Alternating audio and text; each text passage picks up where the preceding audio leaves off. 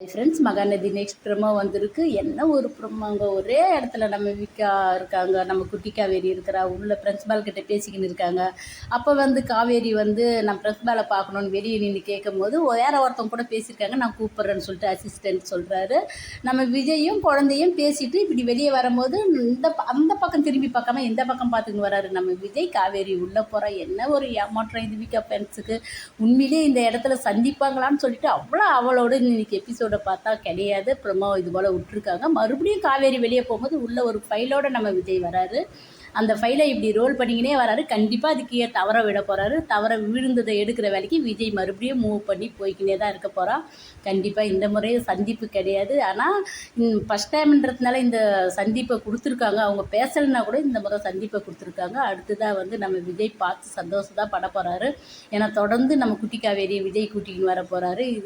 இந்த விஷயம் அவன் மெமரி லாஸ்லாம் தெரிஞ்சு தாத்தா கூட ஃபைட் பண்ண தான் போகிறாரு. தாத்தாவும் சீக்கிரத்தில் உண்மையை சொல்ல போகிறாரு. சாரதாமாவையும் சீக்கிரத்தில் சந்திக்க போகிறாங்க.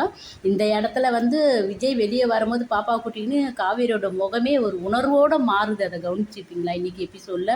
அடுத்தது என்ன நடக்குதுன்னு பார்க்கலாம். Bye by.